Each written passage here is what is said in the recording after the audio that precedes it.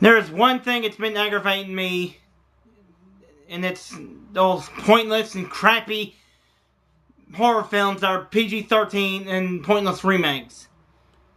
Remakes just like The Stepfather, which is PG-13, but it's also,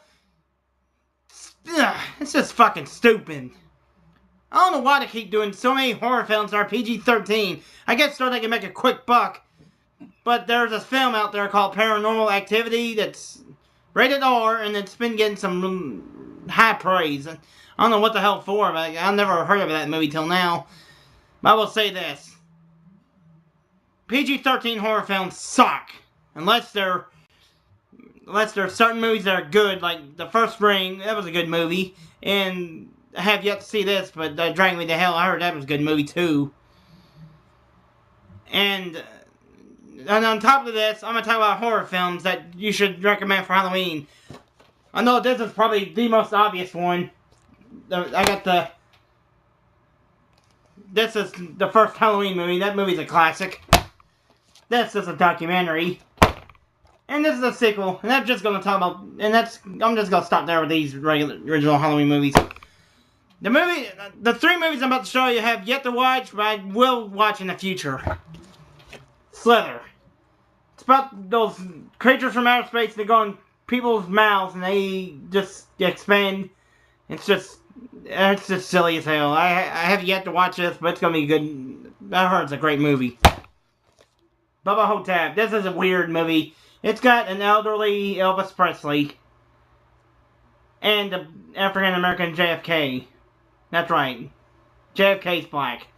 I don't know, and he's played by the late Ozzie Davis. It's weird. I've yet to see this movie, but I heard it's unlike any film anybody's ever seen. Coraline, which I had yet to watch this too, but I heard it's based on a horror novel by Neil Gaiman, and this was directed by a dude that directed The Nightmare Before Christmas. And it's very scary. It gets pretty spooky and whimsical at the same time. I heard it's a great movie. It's probably one of the best looking films I've seen. And this is a remake of Halloween. I know it's a remake, but it's actually a good one. One of the best things about this movie is how they explore Michael Myers' past. Like don't really know why he's such a silly kid. Like the psychopathic kid that just goes around killing people. In the words, Michael Myers is a nutcase. Sweeney Todd. This is a musical about slasher. This is basically a slasher film and a musical at the same time.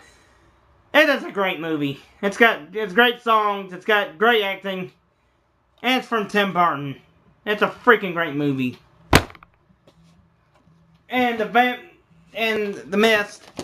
That's based on the novel by Stephen King.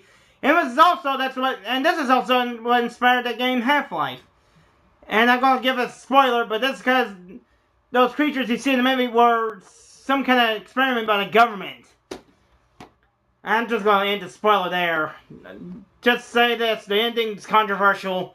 So controversial, it might change your opinion of this movie, but it doesn't change mine for the fact that this is probably one of the best horror films I've ever seen.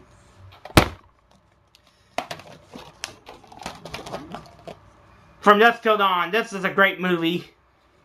It's about two convicted felon brothers going to this strip club, and they find out all those strippers are zombies. Vampires. Fuck! Vampires! That's what I meant to say. It was directed by Robert Rodriguez and screenplay and written by Quentin Tarantino. It's a great movie.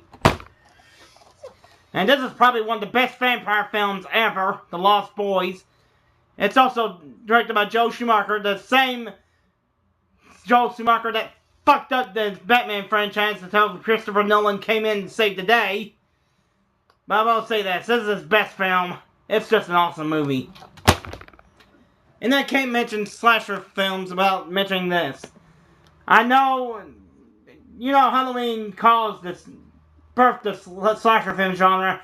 This movie just basically spoofs it, yet it pays homage to it while doing offbeat stuff. It's a great series.